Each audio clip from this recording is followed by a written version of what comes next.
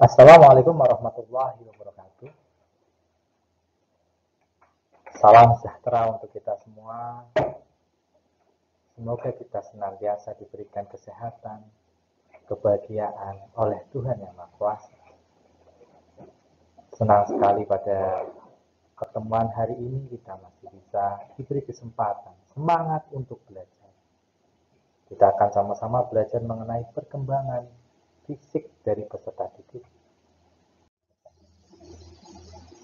Tujuan dari pembelajaran pada hari ini diharapkan kita semua dapat memahami perkembangan fisik dari peserta didik.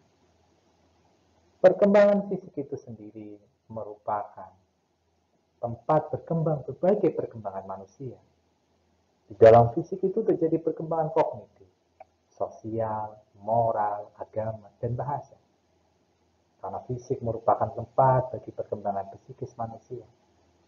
Oleh sebab itu, ada pepatah dalam bahasa Latin yang menyatakan, "Man sano in corpore sano." Di dalam tubuh yang sehat terdapat jiwa yang sehat pula. Jadi, fisik itu sangat penting. Dan peserta didik mengalami perkembangan fisik. Kalau saudara lihat pada gambar, saudara akan melihat perkembangan fisik mulai dari bayi, masa anak-anak, masa remaja, masa dewasa, dan masa orang tua. Akan sangat terlihat ya, perbedaan tinggi badannya, bentuk badannya, berat badannya. Mulai dari balita, anak-anak, remaja, orang tua, atau dewasa, menjadi orang tua. Tahapan perkembangan fisik manusia. Yang pertama, perkembangan fisik pada masa anak-anak. Dimulai dari masa bayi sampai masa anak-anak akhir. Pertumbuhan fisik pada masa anak-anak relatif seimbang. Artinya peningkatan berat badan anak lebih banyak daripada panjang badannya. Sedangkan perkembangan fisik pada remaja, perubahan yang paling dirasakan remaja adalah perubahan fisik. Terjadi yang namanya pubertas, yaitu proses perubahan yang bertahap dalam internal dan eksternal tubuh anak-anak sebagai persiapan menjadi orang dewasa. Faktor-faktor yang mempengaruhi perkembangan fisik. Jadi faktor-faktor yang mempengaruhi perkembangan fisik antara lain faktor keturunan dan faktor lingkungan.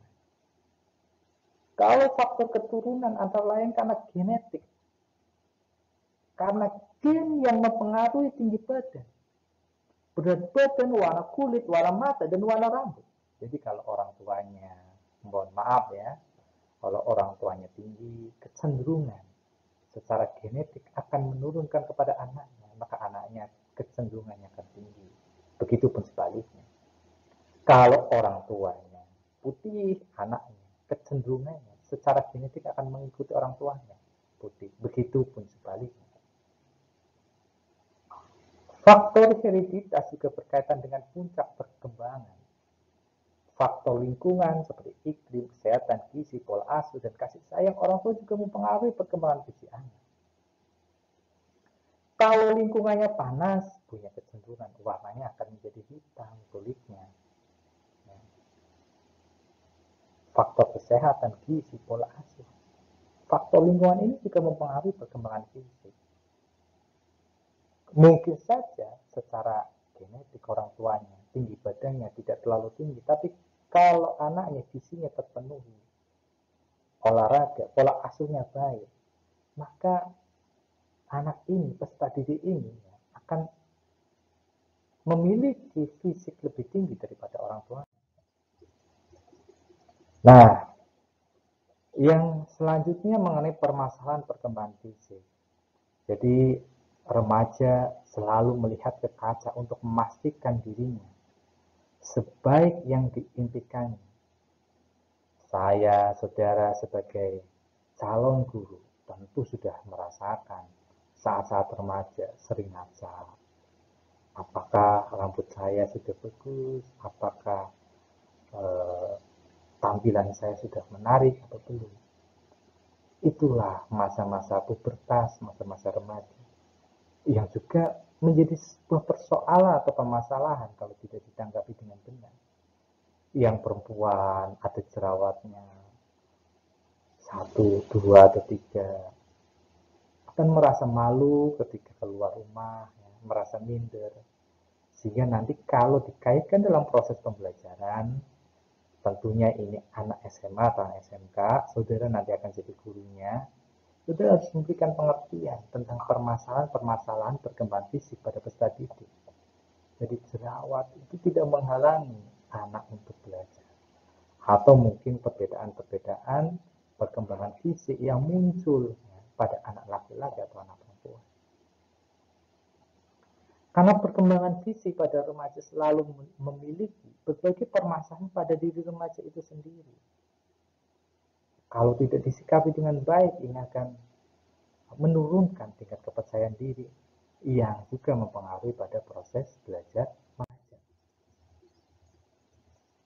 Gunarsa pada tahun 1989 merangkum beberapa karakteristik remaja yang dapat menimbulkan berbagai permasalahan.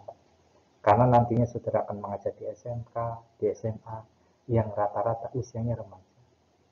Apa permasalahan yang disebabkan oleh perkembangan fisik? Ya? Yang pertama kecanggungan dalam pergaulan dan kekakuan dalam gerakan, karena ada perbedaan. Perbedaan suara, perbedaan bentuk tubuh, ya, dan lain sebagainya.